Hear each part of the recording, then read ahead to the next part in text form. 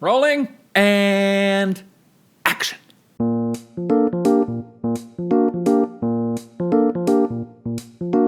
Hey, critics and quick fix. That one wasn't very good. Can a Christian watch R-rated movies? Violence, nudity, foul language, my eyes! Really, this question is much bigger than just movies. This is a question about the degree to which Christians should expose themselves to the world's or secular culture. And generally, there are two different arguments that you hear on this. Some believers would say that we should engage as much as possible with secular culture in order to remain relevant and educated in the hopes of gaining influence with non-believers. And then others would say that we should refrain from absolutely anything that would cause us to stumble or that doesn't pull us towards Christ. And to be honest, I'm not here today to tell you exactly where you should land. Instead, I want to encourage you to put some serious thought and prayer into how you engage with media and culture of all kinds, and I want to give you a couple of things to keep in mind while you do it. First,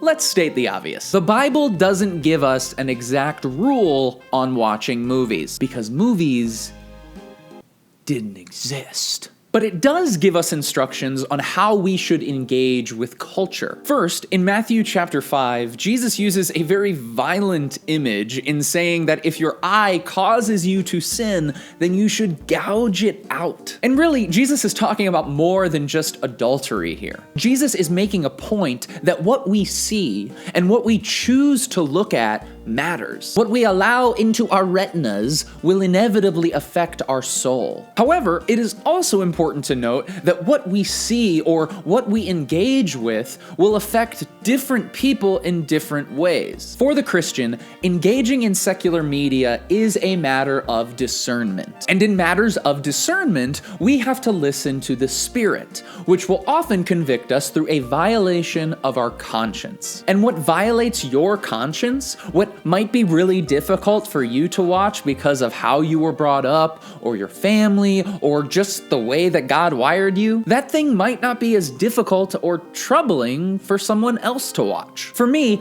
I have a pretty high tolerance for bad language. It just doesn't really bother me in any way. But I have a really difficult time watching what I would consider trivial or frivolous gun violence on TV. And so I choose not to watch those movies. And by the way, this violation of conscience that we're talking about, it might not necessarily come from just a physical act like swearing or nudity. It could be that you have a really hard time watching an oversimplified depiction of romance because you've been single for a while and you don't really like that. And so you are emotionally pining over this fake ideal depiction in that rom-com. Secondly, the Bible gives us clear instructions on the things that we should pursue in every area of life. That includes what we watch and listen to. In Philippians 4, Paul says, "Finally, brothers, whatever is true, whatever is honorable, whatever is just, whatever is pure, whatever is lovely, whatever is commendable,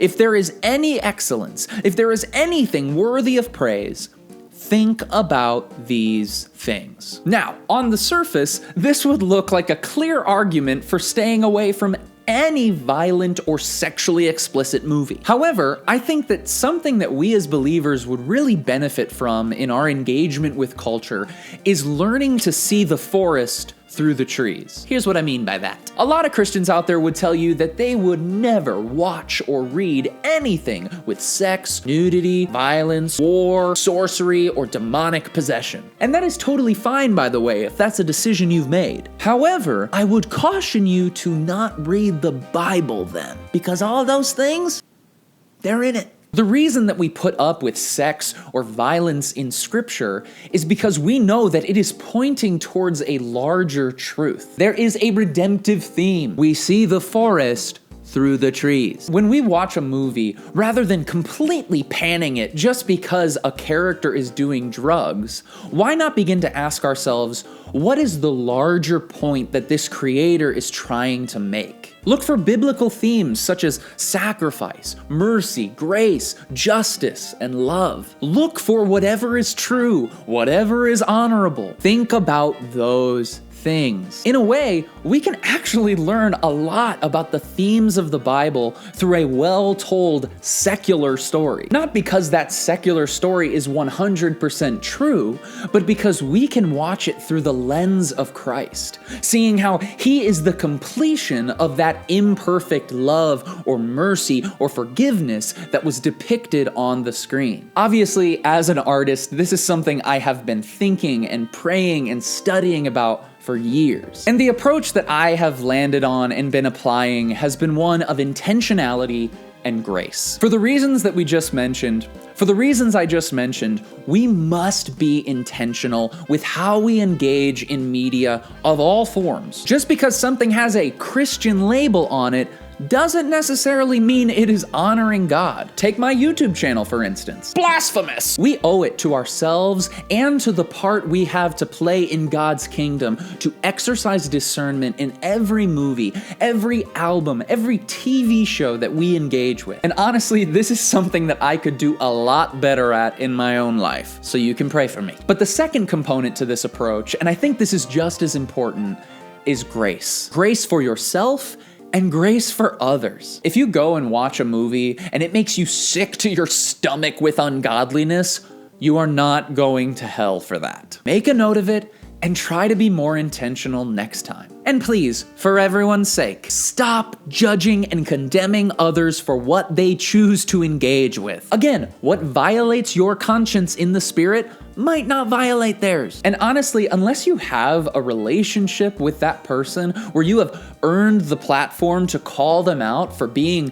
frivolous with the way they engage with culture, you probably should just keep your mouth shut and maybe pray for them. That'd be helpful. So as you go to the movies and as you turn on Spotify, whatever it is that you choose to engage with, my prayer is that you would do so with incredible intentionality and in the grace of Christ. This video was rated J for Jesus.